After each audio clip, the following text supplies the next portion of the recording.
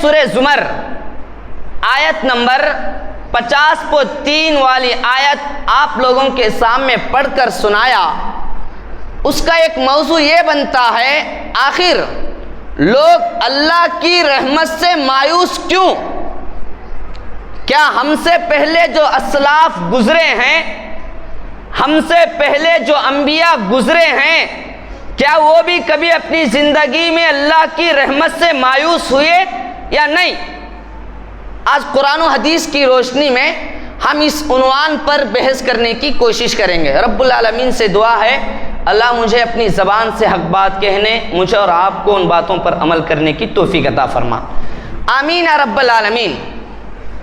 سورہ زمر آیت نمبر 50.3 والی آیت میں اللہ کہتا ہے قُلْ يَا عِبَادِيَ الَّذِينَ أَسْرَفُوا عَلَىٰ أَنفُسِهِمْ، اے نبی، اللہ نبی سے مخاطب ہو کر کہتا ہے اے نبی لوگوں کو بتا دو،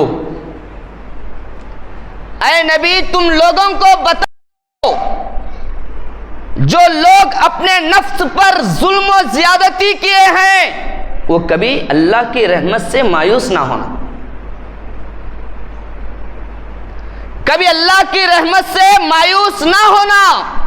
یقیناً اللہ معاف کرنے والوں میں سے رحم کرنے والا ہے، ارحم الراحمین، وہ رحم کرنے والوں میں سے ہے۔ میرے بھائیوں، اس آیت کی تفسیر میں علامہ ابن کثیر رحمہ اللہ کہتے ہیں جو انسان اللہ کی رحمت سے مایوس ہو کر اپنے آپ کو شرمندگی زندگی گزارتا ہے، اللہ کی رحمت سے مایوس ہو گیا ہے، اللہ کی رحمت پر نا امید ہو گیا ہے، یہ وہی لوگ ہیں جو گمراہ اور بھٹکے ہوئے لوگوں کا کام ہے۔ مایوس ہونا فاسق کافروں کا کام ہے، مومنوں کا کام نہیں۔ جو اللہ کی رحمت سے مایوس ہو جاتا وہ مومن نہیں کہلائے گا۔ اسی لیے اللہ کے نبی صلی اللہ علیہ وسلم کہتے ہیں لوگو، نبی نے فرمایا اللہ کی رحمت اس کے غضب یعنی غصے پر غالب آ جاتی۔ سبحان اللہ۔ جب اللہ ہم سے مایوس ہے، ناراض ہے، ہم گنہگار ہے، خطا کار ہے، سیاہ کار ہے، زانی ہے، ڈاکو ہے، شراب نوشی میں شامل ہے، دوسروں کا حق کھانے میں ملوث ہے، ایک دوسرے کے حقوق ادا کرنے میں کوتاہی کرتے ہیں، کبھی مایوس ہونے کی ضرورت نہیں، کبھی مایوس نہیں ہونا چاہیے۔ اسی کو صحیح بخاری صحیح مسلم کی ایک حدیث ہے، انسان آج کے حالات میں بہت پریشان نظر آ رہا ہے، کوئی کاروبار کے اعتبار سے پریشان نظر آتا ہے، مایوس ہو گیا ہے، کوئی کھیتی باڑی میں فصل ڈال کے اللہ کی رحمت سے مایوس ہو گیا ہے، کوئی اپنی شادی کے بعد اولاد نہ ہونے کی وجہ سے مایوس ہو کے بیٹھ گیا ہے، کوئی بیماری میں ملوث ہو کر اللہ کی رحمت سے مایوس ہو گیا ہے، کوئی کسی نہ کسی وجہ سے مایوس نظر آ رہا ہے۔ آج ماحول ایسا ہی ہمارے آنکھوں کے سامنے نظر آ رہا ہے۔ میرے بھائیوں، کیا یہ مایوسی ہمارے لیے زیب دیتی یا نہیں؟ ہم نہیں کریں گے۔ قرآن و حدیث کی روشنی میں صحابہ کی زندگی اٹھا کر دیکھتے ہیں، آخر وہ صحابہ پر بھی مصیبتیں، پریشانی، بیماری، غم آئے تھے یا نہیں؟ آج انسان گناہ کر کے بیٹھ گیا ہے، مایوس ہو گیا ہے، اب میرے سے اتنے گناہ سرزد ہو گئے ہیں، اب اللہ مجھے معاف نہیں کرتا۔ اس طرح کے خیالات، تصورات لے کر انسان ایک دم دین سے دوری ہوتے جا رہا ہے۔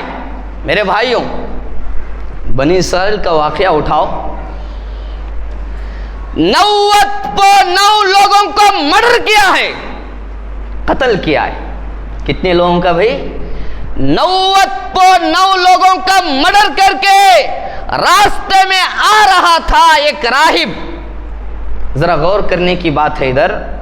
ایک راہب یعنی متقی، پرہیزگار، عبادت گزار، اللہ والا راستے میں ملا تو سوال کرنے لگا 9 لوگوں کو مارنے والا اے نیک آدمی، میرے سے 9 لوگوں کا قتل ہو گیا ہے، کیا اللہ مجھے معاف فرمائے گا؟ اللہ مجھے معاف کرے گا؟ اس نے لا یعنی نہیں میں جواب دیا. اس کو بھی مار کے سنچری کر دیا، ٹوٹل 100 قتل کر دیا. اس لیے میرے بھائیوں، جب دین کا کوئی مسئلہ آپ کے سامنے پیش آتا ہے وہ ربانی علماء سے رجوع کرے، یا اگر راہب متقی پرہیزگار سے پوچھنا ہوتا تو صحیح رہنمائی کرتا. آپ کو سر میں درد ہے، جا کے پیٹ میں درد ڈاکٹروں کے پاس گیا تو علاج ہوئے گا؟ آپ کو ہرگز نہیں ہوگا. دین کا مسئلہ اگر آپ کے پاس کوئی آتا ہے وہ رجوع ہو جائے علماء کی طرف، وہ صحیح رہنمائی کریں گے.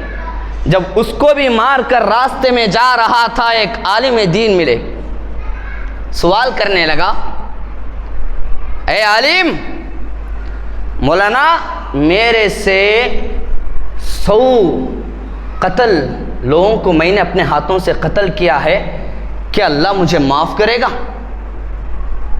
اس نے کیا جواب دیا؟ اے 100 قتل کے آدمی، تیرے لیے ضروری ہے کہ تو سب سے پہلے اس گاؤں کو چھوڑ کر توحید والے گاؤں کو جانا پڑے گا. کیا جواب مل رہا ہے؟ تو سب سے پہلے جس راستے میں جس گاؤں میں ہے اس گاؤں کو چھوڑ کر دوسرے گاؤں کا ہجرت کرنا پڑے گا تجھے. وہاں متقی پرہیزگار لوگ ہیں، اللہ سے معافی مانگ، اللہ رحمت کے دروازے کھلا رکھا ہے، بند نہیں رکھا ہے. وہ راستے میں جاتے جاتے اس کی وفات ہو گئی. کتنے لوگوں کا مرڈر کیا بھائی؟ 100 لوگوں کا. آپ کو معلوم ہے ایک آدمی کا قتل کرنا پورے دنیا کے لوگوں کو قتل کرنے کے برابر گناہ ہے. اللہ،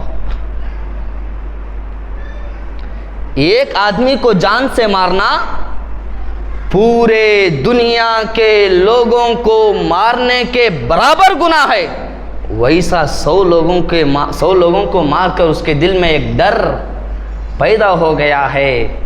وہ اللہ کی رحمت سے مایوس نہیں ہوا، وہ راستے میں جاتے جاتے مر گیا ہے. اللہ نے آسمان سے رحمت کے فرشتے بھی بھیجتا ہے، جہنم کے بھی فرشتوں کو بھیجتا ہے.